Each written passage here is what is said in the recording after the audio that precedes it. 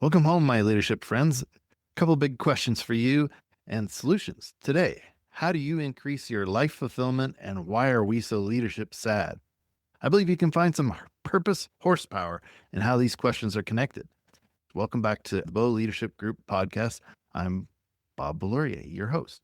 And today we're driving into a question that's been nagging me like a splinter in my soul. Why are we so leadership sad? I mean, we're the most connected, credentialed, TikTok scrolling, LinkedIn posting generation ever, yet our leaders are lonelier than a tumbleweed in a desert.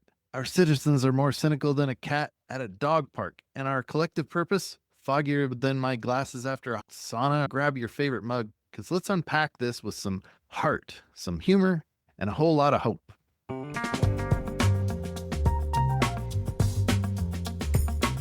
Look, I don't think leadership is broken. Nope.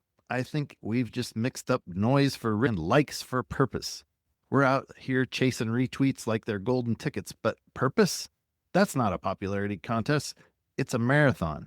And I learned this the hard way when I took my purpose factor assessment recently. It hit me like this. Bob, your purpose is to build something bigger than yourself to improve the well-being of others. I kind of knew that. I sort of looked at it, but looking at that sentence right in front of me, sounds like I'm auditioning for a superhero flick, right?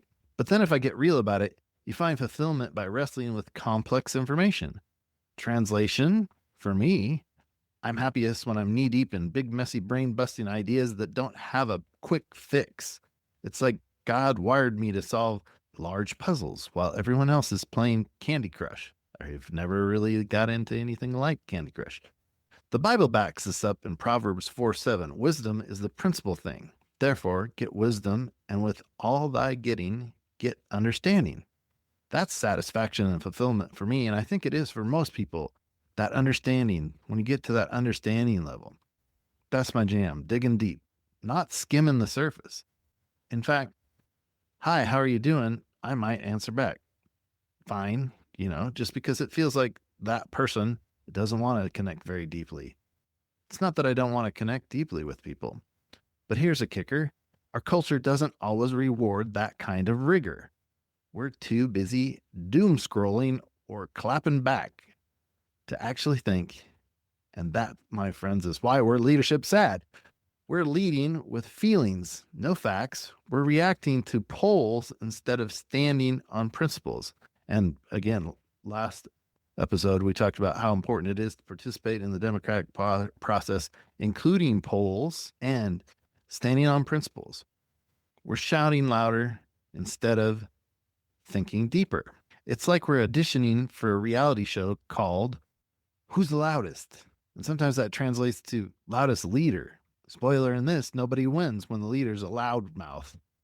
So let's talk about one way to fix this, and it's not what you think. I'm going to throw it back to college. Not for the degree or the late night pizza runs, although I love pizza runs, but for the liberal arts. Hear me out. A good liberal arts education isn't just about landing a job. It's about learning to think like a scientist.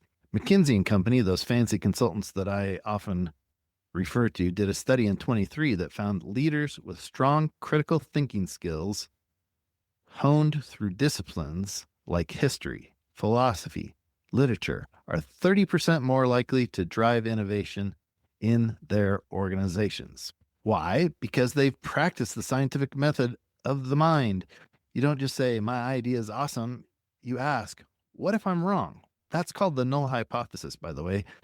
It's, from college stats, right? What is the opposite of what you think is true? Thank you very much to my stats class. You form hypotheses. This is one of the things I believe. Then you test it by asking, what would prove me wrong? That's not weakness, that's strength. It's like 2 Corinthians 13:5 says, examine yourselves to see whether you are in faith. Test yourselves. When you lead with that kind of rigor, you're not just chasing ego, you're chasing integrity. But too many leaders today, they're performing, they're not leading. They're pandering to the loudest audiences and voices on X, left, right, that guy yelling about Bigfoot. Bigfoot's real and he's my VP pick. That's not leadership. That's a circus act. Getting more real again, history shows us that true leaders, the ones who build with purpose, who lead with rigor, don't get standing ovations at first. They get nailed. Socrates got hemlock. Lincoln got vilified. Mandela got poisoned. Even Jesus got a cross. And I don't need to mention Gandhi and Martin Luther King. John 15:20 reminds us, if they persecuted me, they will persecute you also. It's part of leading. You get a little bit of a target on your back, but it's worth it because leading and truth comes with a price tag, and it's usually ridicule. Look around today. We're still mocking, memeing, and canceling like it's middle school.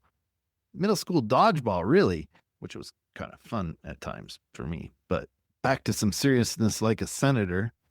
That senator's worse. That CEO's evil. You hear these things all the time. It's easy to point fingers and personify things with the leadership, but it's spicy gossip dressed up as courage sometimes. Harvard Business Review dropped some wisdom in 2024, saying that leaders who embrace intellectual humility, admitting they might be wrong, are 25% more likely to build trust and inspire their teams.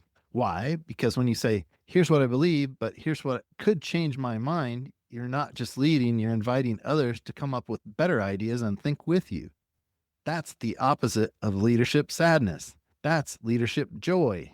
Here's where it hits home for me.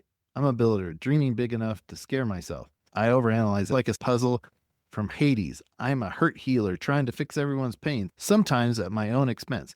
And I'm an all-in leader going full throttle with an on switch and no off switch until I forget where the brake pedal is. Sound familiar? Leadership sadness doesn't come from failing. It comes from misalignment. When what you say you believe and what you do start drifting apart. It's like trying to sail a boat with a hole in it. You're not going anywhere and you're going down. If you're feeling, what's the point? Here's my challenge. Test your purpose like a scientist. Ask yourself this. Is this actually helping others, or am I just building my own ego tower? That question is like a spiritual gut check. Psalm 139:23-24 says, search me, God, and know my heart. Test me and know my anxious thoughts. That's the kind of rigor that turns frustration into fuel. It's not about being perfect. It's about being honest. Here's the hope. Purpose isn't fragile. It's forged. It's built through rigor, humility, and the courage to be misunderstood. When you see a leader getting dragged on X, remember ridicule is just the echo of real conviction. Leadership sadness fades when we stop chasing easy applause and start chasing deeper thinking. Not stinking thinking, but deeper thinking. Start with yourself. Test your own ideas. Use that null hypothesis. Lead with grit and grace. Commit to innovation and humanity. That's when you stop being sad about leadership and start living it. My friends at McKinsey may have said it best. Organizations thrive when leaders align their actions with a clear sense of purpose. And the Bible seals the deal in Galatians 6:9. Let us not become weary in doing good, for at the proper time we will reap a harvest if we do not give up. So don't give up. We need leaders that aren't leadership sad. We need wiser ones. Wisdom starts when you say, I could be wrong, but I'm going to find out what's right. And that's a wrap for episode 25. My leadership friends, if you're ready to shake off the leadership sadness and lean into your purpose, head to BeauLeadershipGroup.com and check in with me about how you might do the purpose factor assessment or other assessments that might help you lead a little better or work with your team. It's like a mirror for your soul. Scary, but worth it to look at yourself introspectively. Share this episode with someone who needs a dose of hope, and let's keep building, healing, and leading together. Empower your leadership, elevate your impact, and keep God in mind. See you next time. Bless your week.